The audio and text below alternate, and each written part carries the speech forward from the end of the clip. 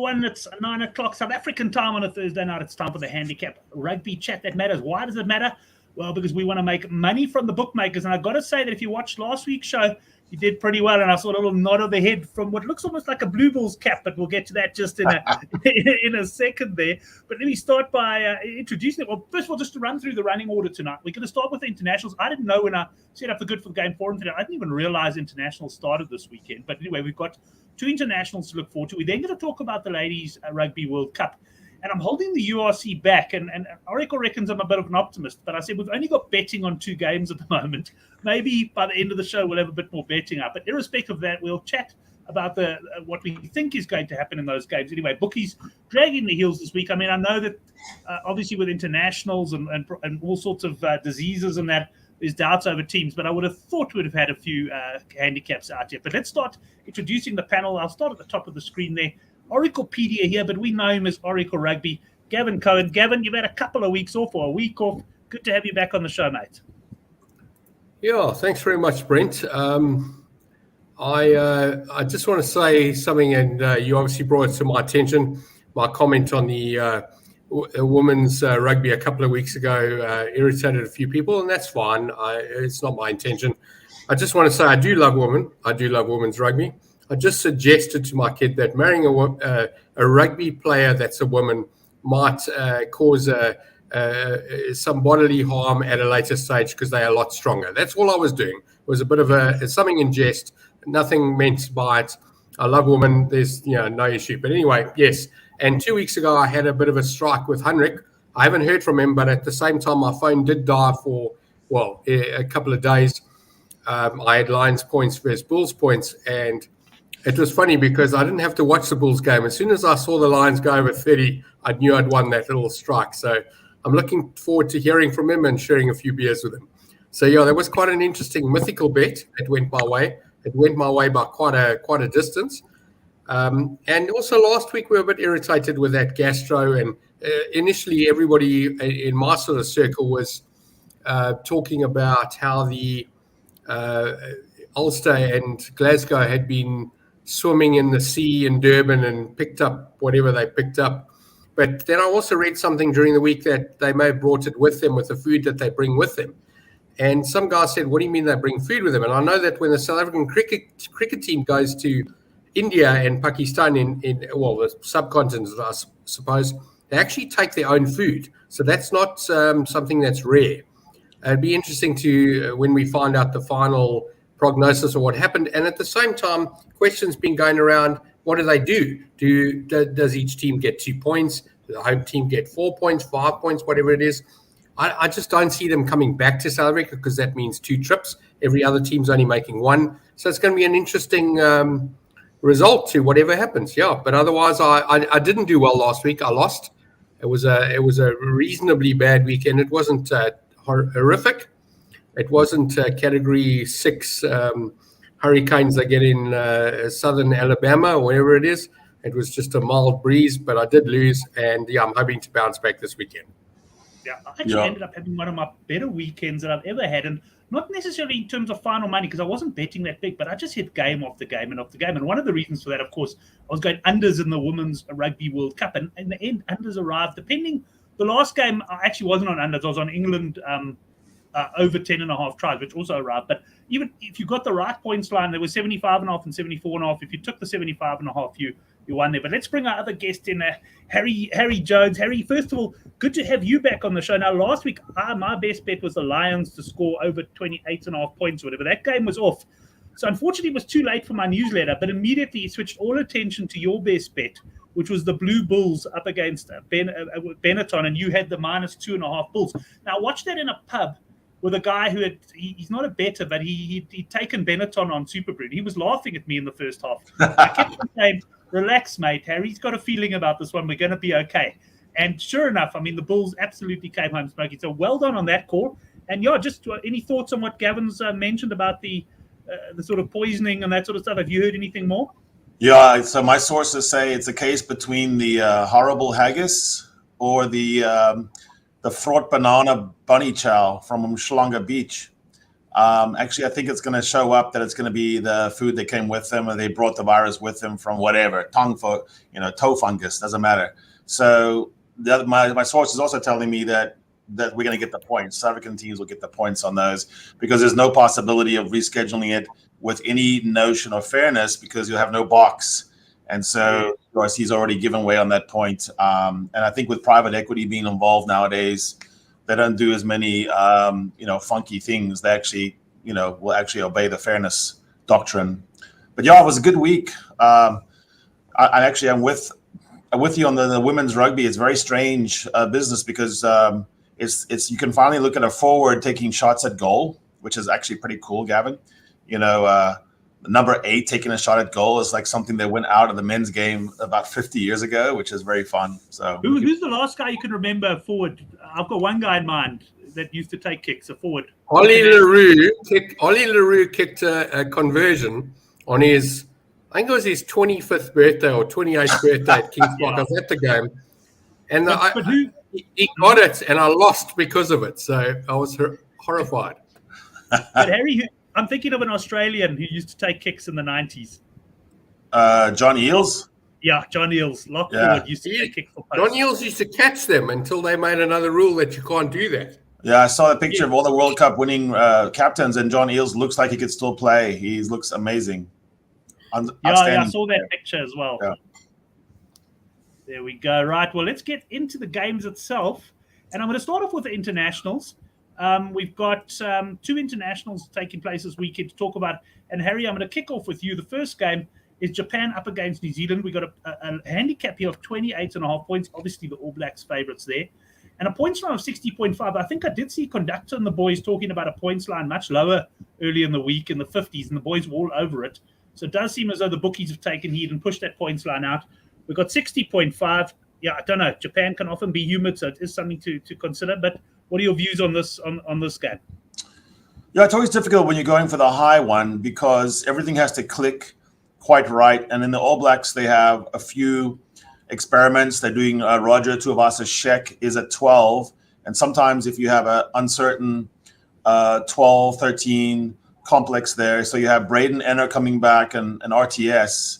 So that could be a work in progress. Also, you have Perafeta at the 15 slot. And the All Blacks tend to launch a lot of their attacks from the fullback.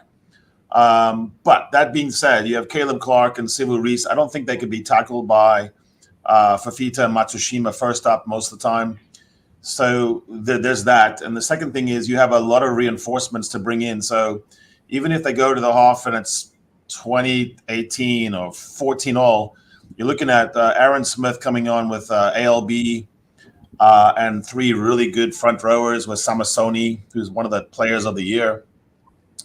Yeah, you would have to say that that line may be a little bit generous to Japan. I think the All Blacks cover that. I'm not saying that it's going to be comfortable at all. So if you're in a pub with your friend again, Brent, you might look a little bit strange. But no, I think this is runaway at the end. I'm really eager to see Tupou Vai at lock, because I actually think he's their best bet for the third lock instead of Scooter Barrett. And he's also very mobile. I could see some tries being scored by the forwards here. Shannon Frizzell, Hoskins Sotutu from the base.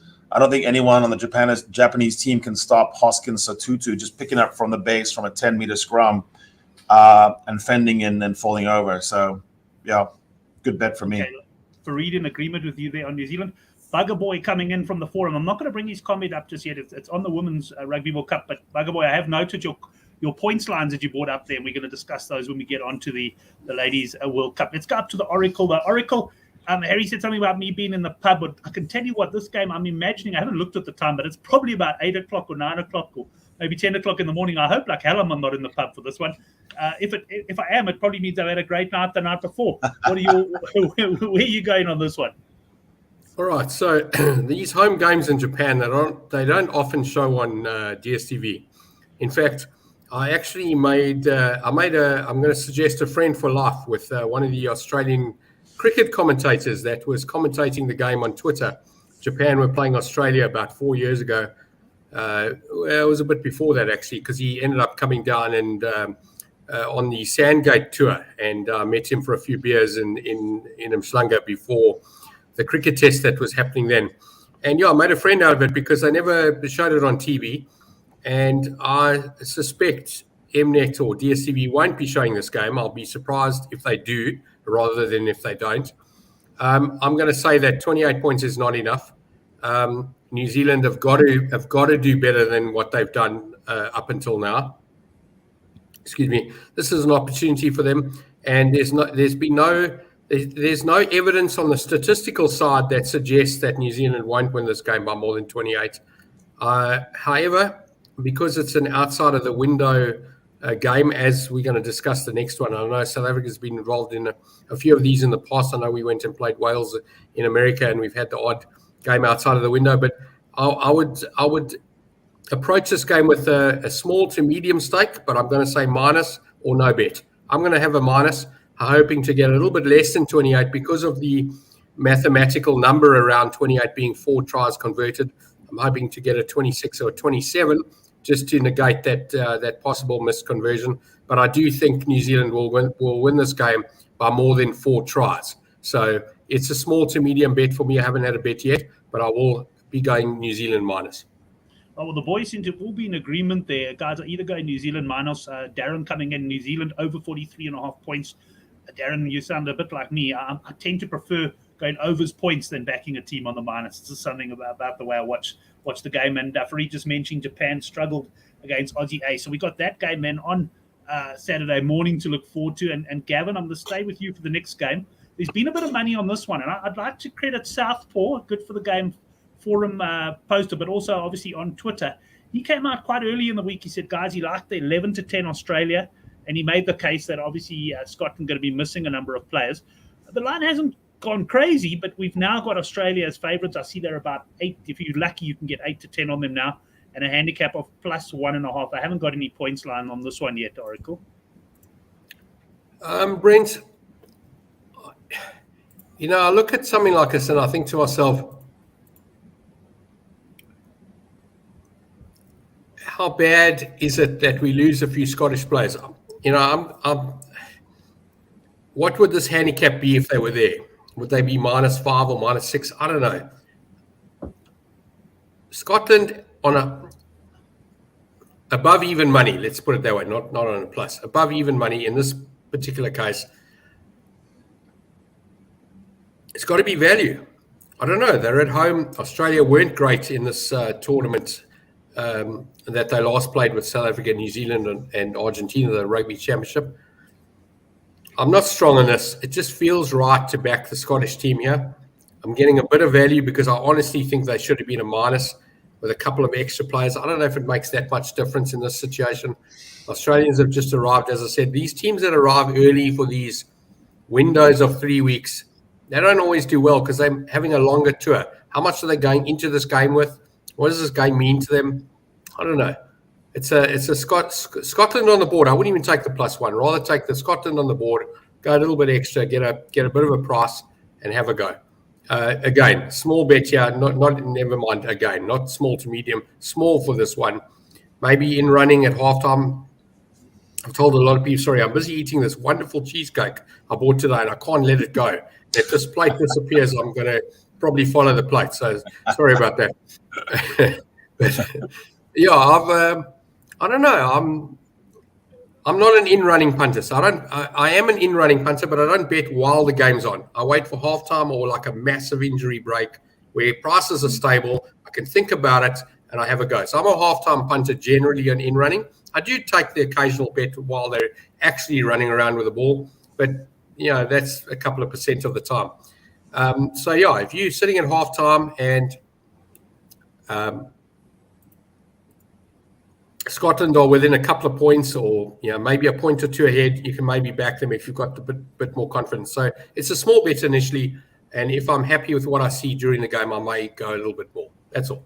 But I've learned my lesson in these end of year tours, we call them. I know they call them autumn internationals overseas. We call them end of year tours. These end of year tours, the real weeks are the 3 weeks. Anything over that going into December or anything beforehand, touching on October or possibly November, you've got to be very careful.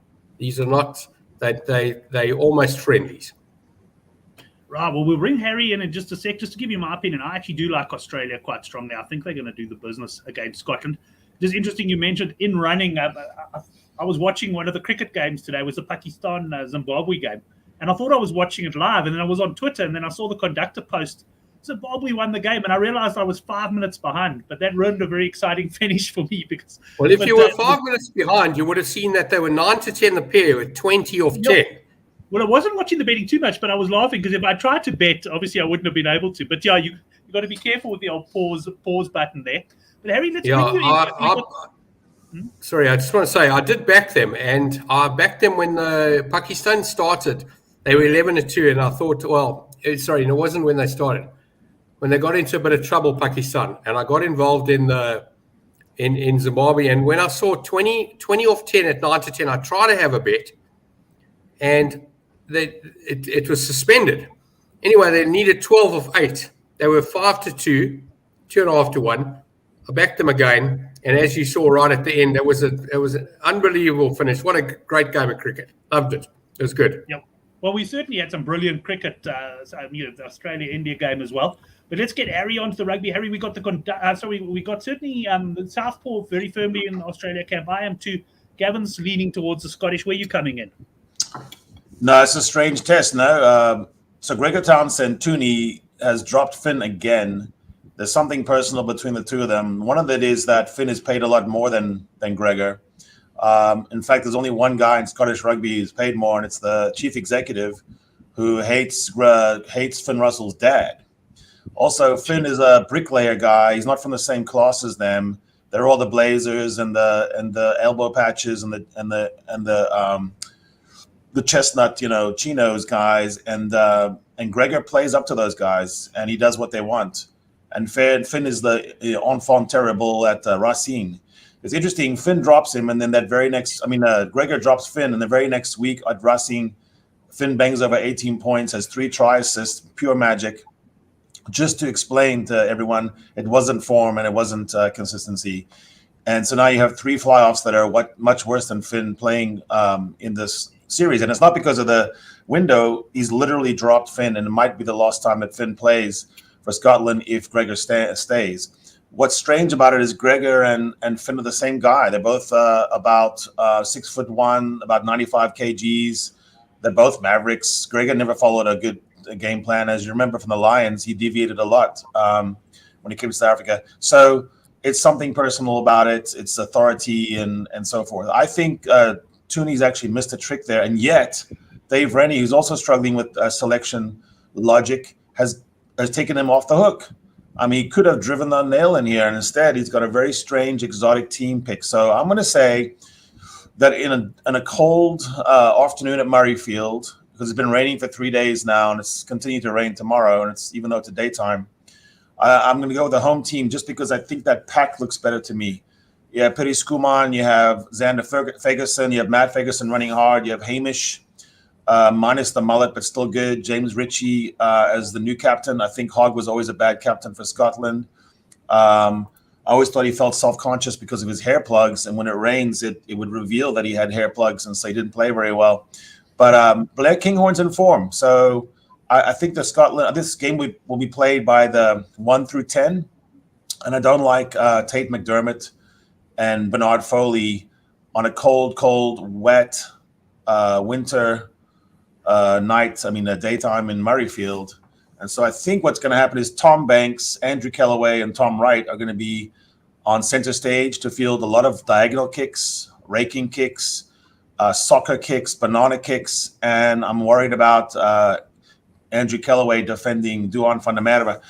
I also worry about Duan van der Merwe defending Andrew Kellaway, by the way, but I don't think that they're going to put him in that position very much.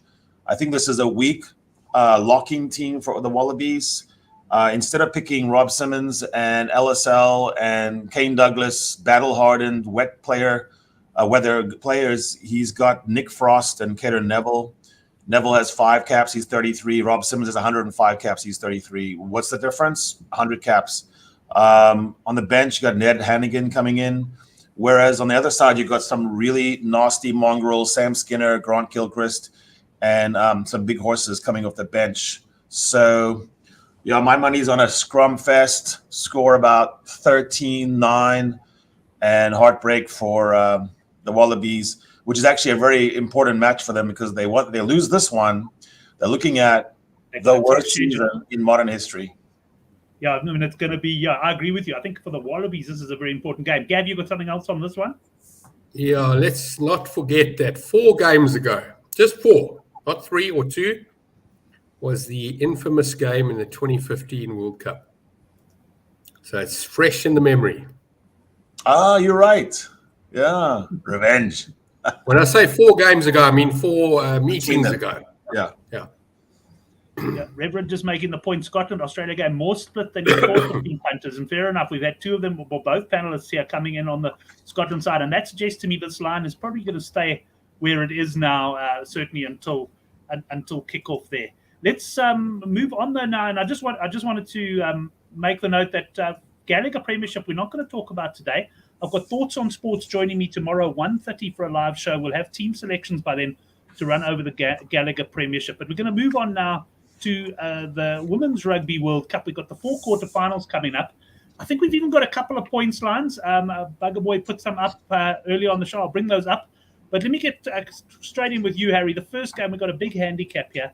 France minus 25.5 against Italy. Most of the sentiment I've seen has said, guys, this handicap's too big. These Italians have been underestimated.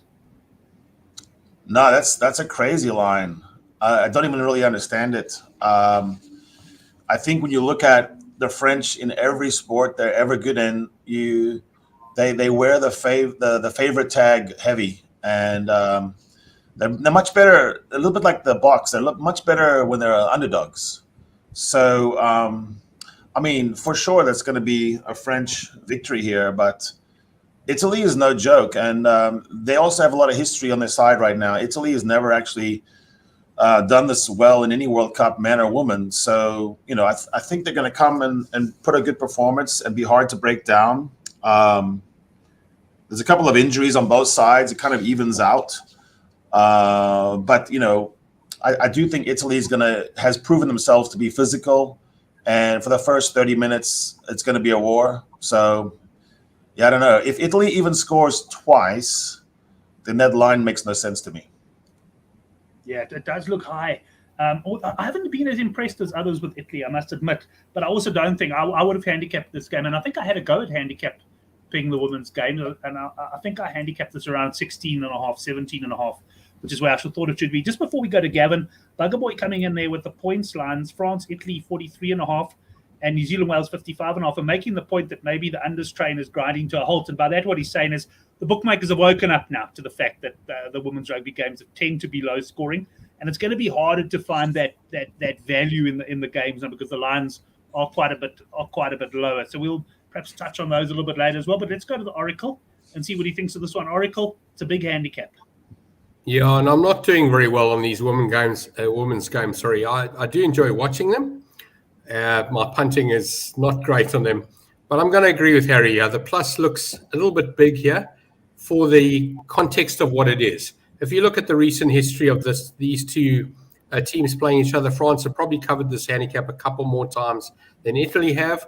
But because it's a World Cup, and the Italians are going to be riding high on their recent results in this tournament. They've done better than people expected them to. So whilst they will be beaten, as Harry said, the France will win this game.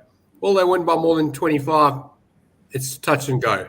In fact, a little bit of value on the Italians, but a small bet for me. I will have a bet. Reid, actually one of the few that I've seen this week, coming out and saying France can cover this. Italy's struggling with playing 80 minutes, and yeah, that's a good point, and things can really go pear-shaped in the last 20 minutes of any game. And Stephen Marks coming in saying, England outright winners, my only bet. These handicaps are a real gamble. And Stephen, I'm pleased you bring up the outright market because I haven't typed it up, but we'll touch on that certainly when we talk about the New Zealand game with Harry just a little bit later as well. But let's stick with the Oracle for now. Oracle, in fact, here we go on to the New Zealand game. We've got a big handicap here, minus 44.5 New Zealand against Wales. Now, when they played in the group stages, the cap was 46.5. If I remember correctly, it was back 10 slightly to around the 44.5. Wales delivered on that day on the handicap, but I think only by a score, if I remember correctly. It was sort of touch and go, the handicap. So, Oracle, are we looking at too many points here in this one, or the bookies got it right, or do we lump on the minus? Plus again for me. New Zealand have been impressive, but I remember the first game, I think it was, when Australia were leading, had them using the rugby journalists term, putting them to the sword, albeit for a few minutes. But New Zealand didn't impress me. In fact, New Zealand have not impressed me in this tournament. They've won the games, and they've got to this point, but they've not won comfortably or run away. There's been no evidence of like they should be better than everybody else. 44, it's too much. If this was South Africa playing, I'm saying that's 44 too short. Should be 88.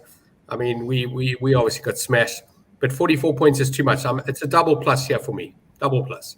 Not a lot of money, but I will be on the double plus. Now, Harry, I tend to agree with Oracle there. I think 40 plus 44 now is probably the way to go. But I disagree with Oracle in the sense that I think New Zealand, aside from that opening 20 minutes against Australia, I've been super impressed by New Zealand.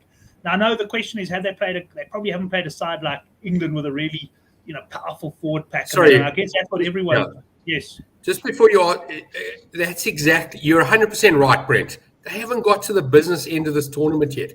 It's very difficult in a tournament like this where it's sort of 2 minnows and one good team, or 2.5 to one good team, that kind of thing. And we're only going to see, these are the games. This is where we're going to know who's going to win the tournament. Right now, you can throw darts as much as you like. You can bring all the stats, but you can't convincingly tell me who's the best women's team in this tournament until we've seen these 4 games. Once we've seen these 2 games, then we know.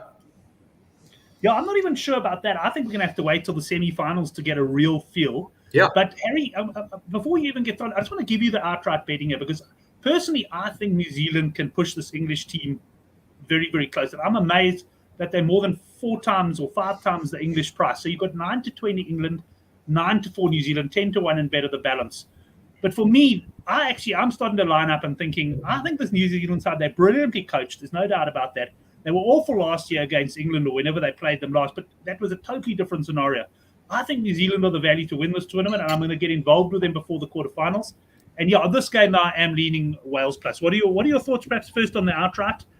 New Zealand are the value there. Yeah, I think you're right. I think it's actually very important for people to study what happened. About a year ago, there was a huge scandal, and it was actually very disturbing for NZRU. They had a lot of soul searching to do, and when they brought in this is a star-studded coaching team.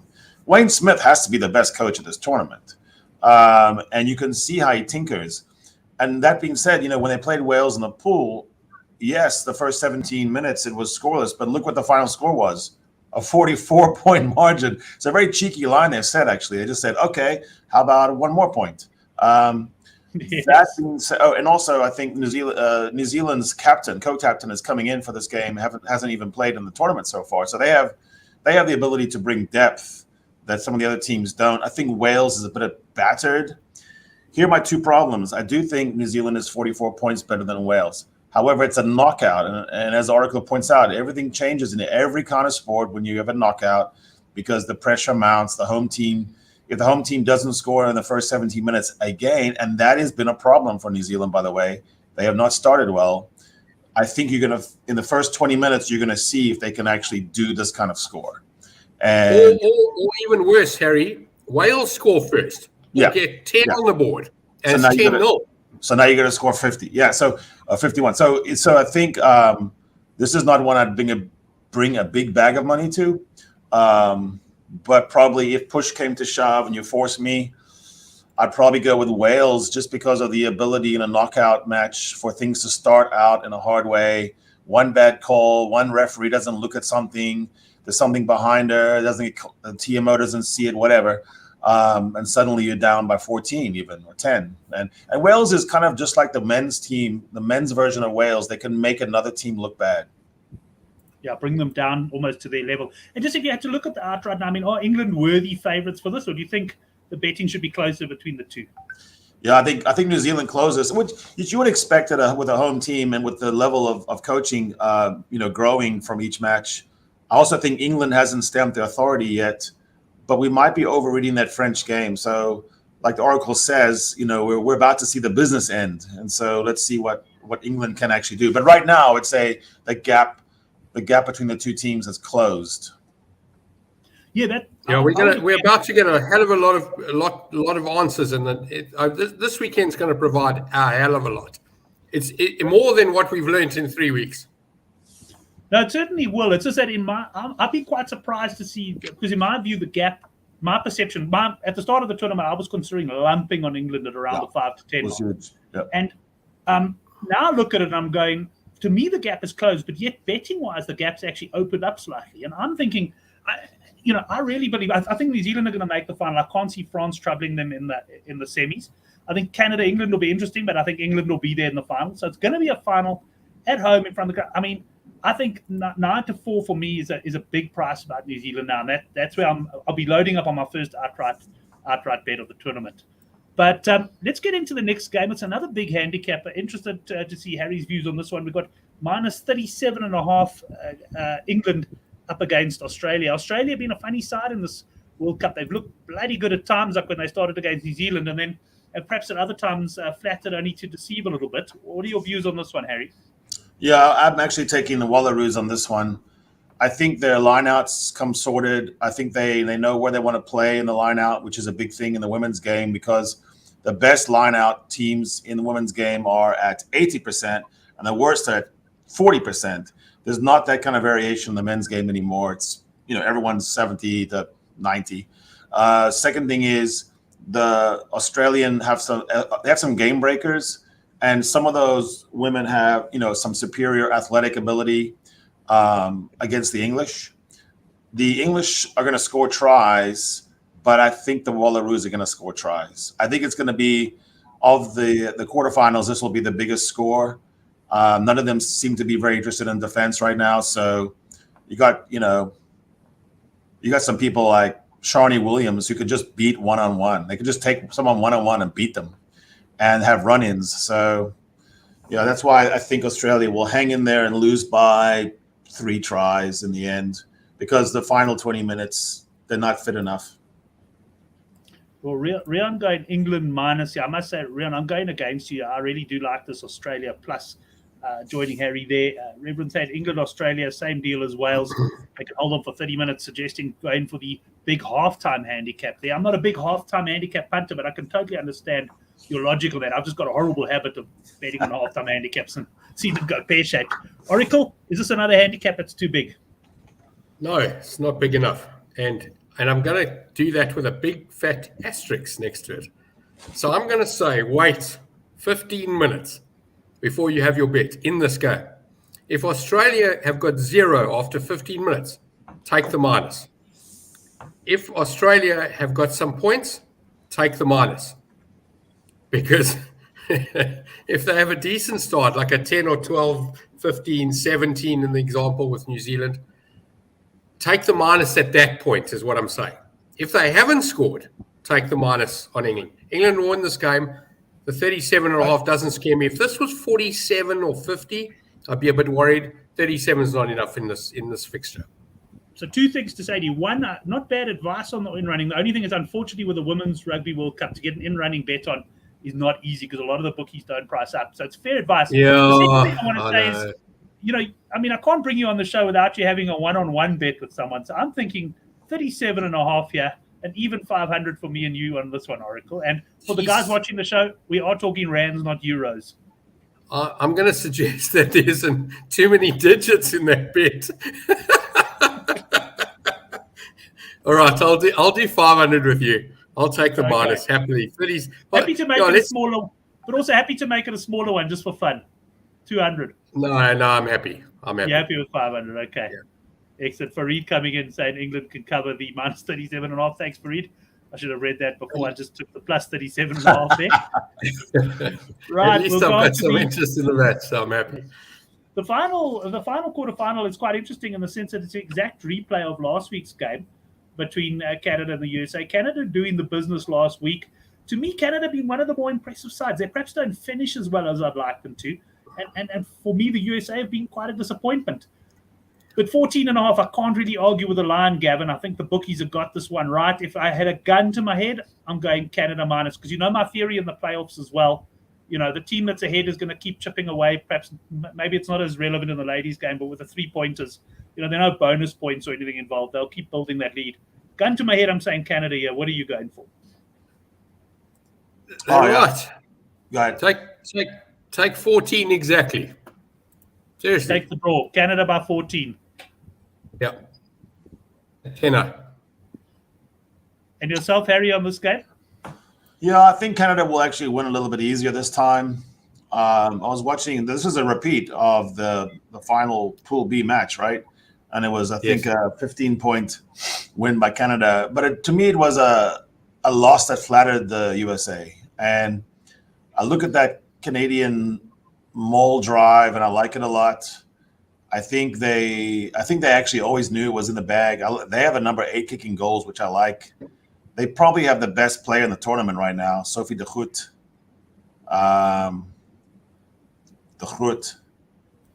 So, yeah, I would probably say Canada is going to get maybe a little bit closer to 20 on this one. I do think that these matches where you play consecutive weeks and then you play the same team that already beat you 6 times in a row, there's a little bit of we did a good job. This is our, we got to the quarterfinals and now it's time to go home. I didn't see enough fight. It could be the USA's attitude Yeah. there. So while I'm talking to you, I'm just typing in some of the other URC games. I don't have betting, but just so we can chat about them there. We'll talk best bets at the end, though. Harry, unfortunately, we've only got, and I think Ross, who's on Twitter, I forget his Twitter handle off the top of my head now. He sent me there maybe 1 or 2 other handicaps out here now as well. So I'll have a look at that. Let's start with the URC, and I'm going to start with you there. Glasgow against Benetton. I haven't put the handicap in here, but I see there's a handicap overseas of 6 points. It's Glasgow -6 and Benetton +6. Harry, any thoughts? Sure, this is a difficult match because Glasgow is showing of a lot of their best players, but they still got some good South African guys in there. They got Carl Steyn, they got Ollie Kebble, they got JP Dupree, Mr. 7 foot tall. I think there's enough physicality in this team to do it, and it's at home. It's piss poor weather. I'm not really a fan seeing Benetton on the road to Scotland in the bad weather. I think there's a couple of asterisks here. One of them is that there's some very good players. They brought in Moana Pacifica, number 8, Henry Timmy Stowers, who's actually was one of the top performers in Super Rugby Pacific. And you have another couple of guys in there that can really have a jolt. But I don't think they have enough on the road to overcome what Glasgow could put on there with a few really good stalwarts, including the club captain still in the centers, Carl Steyn. So for me, that's I'd probably go with the Warriors on this one. I'm just laughing because I typed up the game now. I got the overseas betting, and then I realized this is actually one of the bets that were priced up locally as well. So I already had it priced up. They're -5.5 points, and 50.5 is total points. Oracle, anything for you on this? Have the Glasgow Warrior boys recovered? No. Not only did they get gastroenteritis from the stuff they brought over, the haggis, and that I always remember that big pole they chuck over there. It probably brings up a lot of stuff from the ground and ends up inside their nostrils and beard hairs and whatever else. I've taken these eye ties, I call them. I don't know. I used to go to school with a lot of Italians in Joburg. I backed these eye ties, both teams, and I've just seen my absolute arse. But I've doubled up when I've got confident after winning one. So from the Italian perspective, if I look at my spreadsheet, I'm down. I'm going to call them again. I don't know why, but I'm not going massive here. I'm going small. I'm going to take the Benetton plus. I may have a small nibble on the board, but honestly, the Lions beat these guys, and they got sick notes. I just see sick notes all over the board behind them on the wall, and some are being authorized and some aren't. I don't know. I just got that feeling that, I always, in fact, in tennis and golf, I always say beware of the injured player, the guy that takes the break. I remember Tiger Woods getting sick behind a tree and suddenly he wins a tournament. Robert Allenby getting his finger stuck in the toilet on the 16th hole 8-10 years ago, and he ended up winning the tournament. They don't remember the pain. Sorry, their bodies know how to play. So I don't know if that really applies to rugby, but yeah, I'm on the Italian And side. I'm guessing that Allenby's win might have been longer than 10 years ago, but haven't heard from him in a while. Yeah. Anything No, else? it's a small bet plus for me here. Right. Well, let's stick with you for the next game. Scarlets, I do have betting on this one, plus 7.5 against Leinster, and a total points line, Gavin, of 50.5. You got to go for Leinster, yeah. You have to. Like, it doesn't matter what you think. Just go Leinster. This is, you just have to go Leinster, yeah. Scarlets have done nothing for me in this tournament. When I say nothing for me, they haven't impressed me. It's just, yeah, it's Leinster. You have to. I'm not even thinking about this game. This, for me, is just Leinster. It's not a big bet, but if I'm going Leinster. I'm happy. Right, Leinster there. I mean, I guess the key here is from a Irish point of view. I suppose Scarlets would have the same problem with some of the internationals probably not playing. I haven't seen the teams here, Harry. There was minus 3.5 Leinster early in the week, so suggesting that the money has come for Leinster here. Yeah, it's a Leinster B side. I mean, you have Jason Jenkins still in there. Obviously, you have guys like Rhys Ruddock. But I mean, in your back line, you got like Ross Byrne, Luke McGrath, Chris Cosgrave. It's not the household names, but you still have Leo pulling the strings. Leinster B showed they could tour South Africa and win last year. Let's just be honest, Scarlets are very, very bad this year. They're rubbish. And another complicating factor is you have an Italian referee and an Italian TMO. So it's going to be a game al dente. It's going to be insane. Well, our ties are involved in the other game as well. That's great. It's going to be insane, I'm telling you. So, I think in the end you have Charlie Ingatai in the centers for Leinster. You got guys like Dave Carney. You've got Jason Jenkins, who's playing. He's actually one of the best forwards in the URC this year. So I think they're gonna have plenty. And for me, that would be fine at 20. Actually, Scarlets are just very bad. Yeah, they were. I mean, last week I was quite happy about it. I don't normally bet on the Sunday just because I'm either chasing or I'm up and I don't want to give it back. But I got involved last week on the Dragons outright at 16-10. Sort of oracle when I took that one, Dragons on the board. Yeah. And they beat the Scarlets. And I must say, the Scarlets are pretty disappointing at the moment. Or was it the Ospreys? I might actually be mixing it up now. I think it was Scarlets. But let's stay with you, Harry, on this one. I've got this bet from the overseas markets. Munster +2, let's call it +2.5 against Ulster. Bookie's expecting a tight one here. Yeah, I don't see it that way. I see this kind of an easy one. Probably one of my bets of the week. Go with Ulster. Something very sick at Munster. It's not working right. They're -6 on the season for points differential. Ulster's +67. Ulster really has only lost one match, and it was to Leinster, and it was actually a very close one. I think Ulster has this easily. They're not really missing any of their players because Ireland's not playing. So Right. For me, this is a tough. To me, this line doesn't make any sense actually. Right. So we've got Ulster there, quite a confident pick from Harry there on the minus. And Oracle, I guess the question is, has Ulster recovered from their sickness in time to beat Munster? And you shaking your head. No, I'm doing the same thing here. This Munster team, I've actually won a lot of money on Munster this season, going against them. I've made good money. Ulster, unfortunately, Harry's statistic, albeit statistically and factually correct, it's not correct, because had they played that Sharks team, it would have looked a lot different this week. They were up for a proper beating last week. They got out of it. They drew the sick note, and there's no blemish on their little statistical board. So yes, you are factually correct.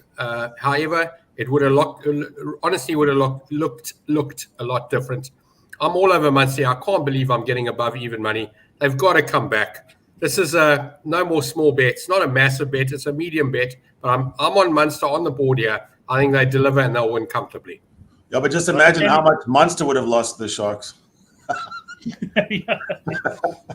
But can you imagine how much? Thank goodness you and Oracle are in different countries, because you can imagine how much money would be changing hands if you were both in South Africa betting rand. So this game would be all over.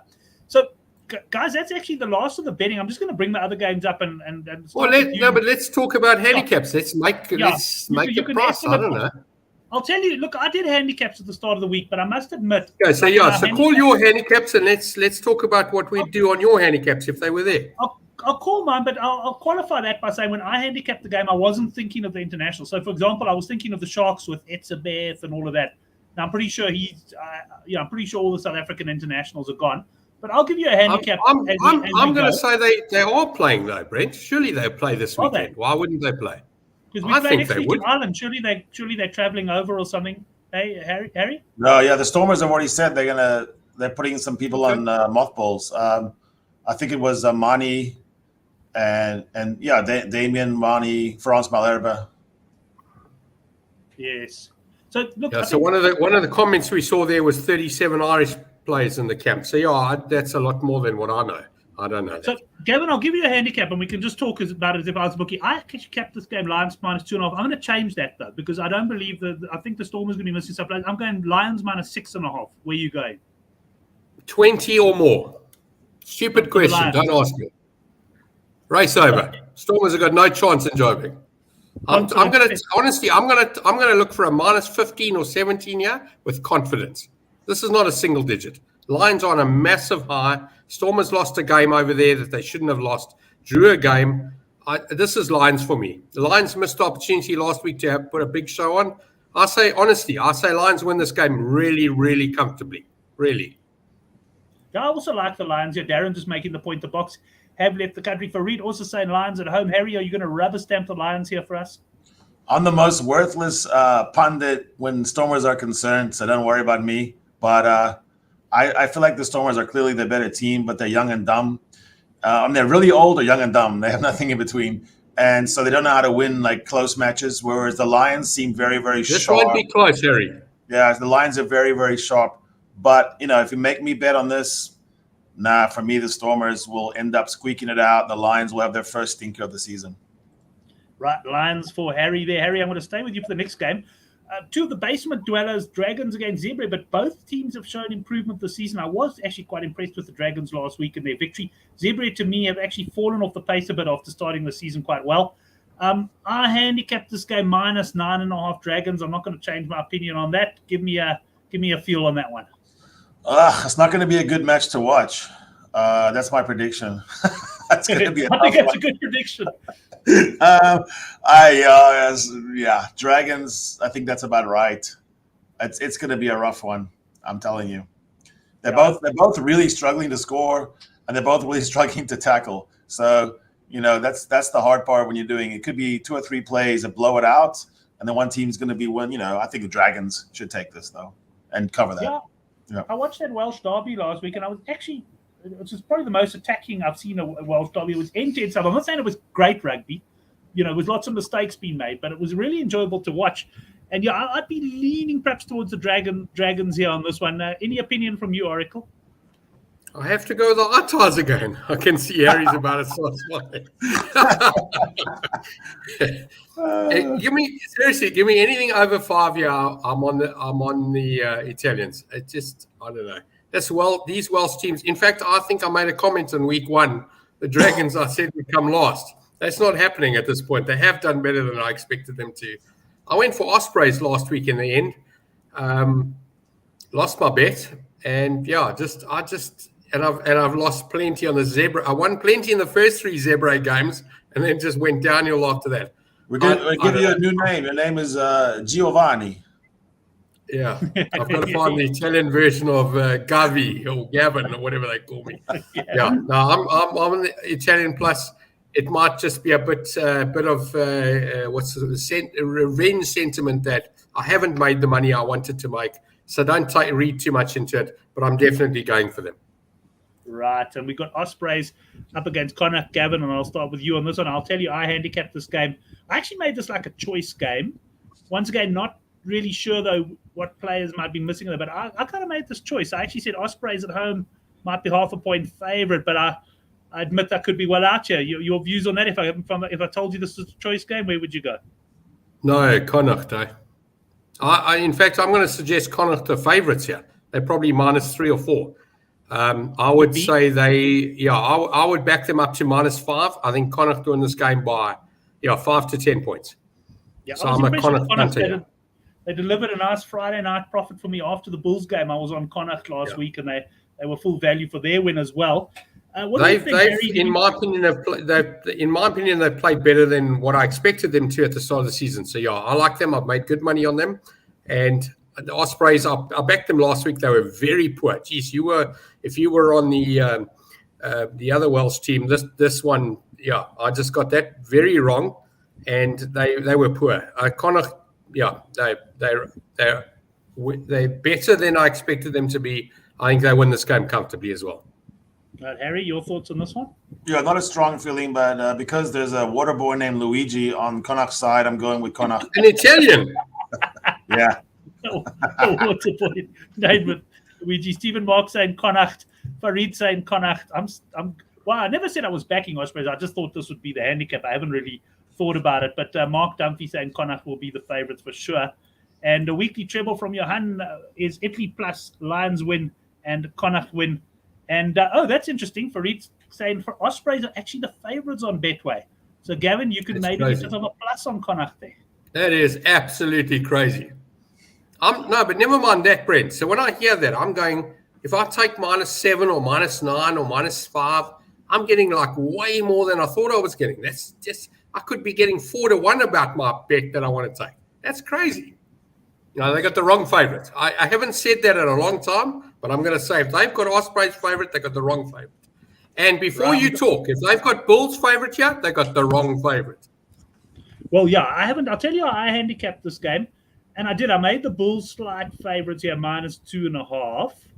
I'll probably even push that out a bit now because the Sharks are going to be missing all their box, and I don't think the Bulls have got as many box. I'd probably go -6.5 here, Gavin. What are your views there?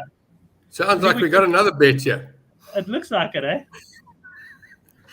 No, Sharks have proved without their massive Springboks, they've done very well. They've all had a break last week.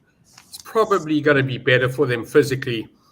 The Bulls have, I'm going to say this seriously, other than the last 32 minutes of last week's game, they've been rubbish all season, including the game they beat the Lions by 16 points to 9. I don't know. This is Sharks all the way for me. Right, Sharks all the way for you there. Harry, I don't know if you get a chance to apply your mind to this one at all. Yeah, if they swap the coaches, then the Sharks will win, but the best coach is going to win. Sharks need to get more money behind coaching change in that. They got wonderful players, but I don't really buy the coach. So for me, it's Bulls. Right, let's have a look. Farid just saying bookies are wrong with the favourites about 8 to 10 games on busy weekends. And I haven't seen Farid any betting on this game. So if you do have any, let us know. Darren saying Sharks on the board. Bulls haven't been great. I agree with Darren there. The only thing is, as I say, I think the Bulls are going to be up for this one, and I think they're going to lose less players. So I'm sort of leaning towards the Bulls, and Stephen Marks agreeing with me on that one as well. Let's see what else we got still. I don't think we got much left. Cardiff against Edinburgh. Harry, I'll start with you here. We don't have any betting on this one. I'll quickly give you what I handicapped this game at, and I almost made this a choice game as well.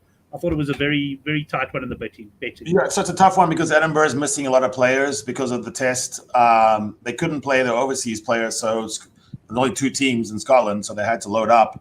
You look at the season at this point. I start to look at the points differential primarily, and Edinburgh is plus 81, Cardiff is -5, so it's a mismatch. But it's at Cardiff, and the squirrely version of Cardiff. With a very weird pitch, and it's so dark that you can hardly see the ball. When the ball goes up and under, you lose it in the night sky. So for me, it's just a squeaker for Edinburgh. They're a much better team. They're actually a very good team, but a squeaker for Edinburgh, less than a converted try. Gavin, I'm sort of looking, and we haven't seen betting on this one, but I'm thinking Edinburgh may be missing a few players. I might be leading Cardiff here. Is this a game you'll be getting involved in? If I was leaning Cardiff, I've fallen over to the left and there's a hole in the ground. This is 1,000,000,000% Cardiff. I wouldn't touch Edinburgh in this game, honestly. This is no. Race over. You can put the result in here. This one's race over. Cardiff by 10, 12, 15. Over. Right, confident stuff there from the Oracle. In fact, you know what? After thinking about it properly, I'm going to say this is my best bet of the weekend. Cardiff minus. Mine as well. Cardiff minus, best bet of the weekend. It's my best one too. Edinburgh all the way. Edinburgh, I'll tell you what, Harry, you coming to Cape Town in a couple of months' time or in a few weeks' time if you get there. Yeah. Let's do lunch on this game. Yeah, yellowfin tuna. Let's go. Draw. If it's a draw, we pay for our own stuff. Yeah. If Cardiff win, you're paying, and I'm taking you to the restaurant. And Brent knows the restaurant's down the road. Nice Portuguese restaurant down the road from where I live. And if you win, you take me wherever you want, and I'll pay. Yeah, snook tacos in Hout Bay. Let's go. Done. Brilliant, boys. I love that. I will certainly be live streaming that meal, I reckon. And we got Alex coming in here. Oracle's calling best bet of the weekend, but I bet he can't. Alex reckons Harry's going to be getting his lunch out. Can I go under 2.5 with Alex, please? I think so. Anyway, gents, we're at the end of the show. It's been a great chat, but we're now at best bet stage. We're down to the business end of proceedings. A reminder, if you haven't subscribed to the Good for the Game newsletter yet, well, unfortunately, last week, our best bet never got to run, and I never got a chance to get Harry's Bulls bet in there. But we'll have a good look, and the best bet newsletter will be coming out sometime tomorrow. Oracle, I'm going to start with you, your best bets for the weekend. No, this is it. It's this Cardiff game at the end. Honestly, the Lions and Stormers, I think the Lions has got to be my second one, and third one would be the Sharks. Right, okay. And if you want to make a quintuple, like going 5 here, throw in the 2 Artars and you're done. Okay, the Artars. Right, Harry. Yeah, I'm going to go on the Italian theme. I'm going to go the Italy women in the quarterfinals. Is one of my favorites. And then Ulster at Munster. Ulster at Munster, okay. Excellent. And Gav, I've already forgotten what was our bet on the game. I just remember we had a... You got me on that in the women's rugby game. You went for the... Oh, the England Australia game. Yeah, 37.5. 100%. Let's just see the final comments coming in. Gloucester best bet of the weekend. So just a reminder, guys, I'm going to be linking up with Neil, Thoughts on Sports, tomorrow, 1:30 live, to talk about the Gallagher Premiership. We'll run through all the weekend's fixtures and see if Neil agrees with Stephen there. And Darren saying his best bet, AB's over 43.5 points. That's not a bad one. That's a nice one. And I must say, guys, just what a cracking weekend. And I mean, it only gets better next weekend, doesn't it? I mean, we got the big international starting. We've got South Africa against Ireland. It really is going to be a great few weeks. And looking forward to chatting with all of you boys on the show. And first of all, thanks to the guys in the live chat. Great contributions as always. And then to my 2 guests, Oracle, good to have you back on. Enjoy all the rugby this week. And hopefully for you, you're planning a nice meal in a couple of months' time. But more importantly, Harry will be impressed, won't he, Brent? You went, Yeah, it was a very nice restaurant. I enjoyed it. Do I have to wear shoes? No. Listen, whatever standards you've got to divide here. This is low stuff. You're going to enjoy it. Yeah, you just the waitress is quite a character. She puts Oracle in his place about 20 times over the course of the evening, so it's good fun. And Harry, thanks very much, mate. Have a great weekend. And you off? When do you fly? I take off on Thursday next week to Dublin. Yeah. Excellent, man. Well, we'll have to see if it's going to work out to get you on the show. But even if we don't, we'll definitely get some input from you before the big game, and definitely a conditions report from the stadium. Sounds good. Excellent. Thanks, everyone. Thanks for watching. Remember, Gallagher Premiership tomorrow at 1:30 and the Handicap next week, Thursday at 9 o'clock. Till then, hit those bookies hard.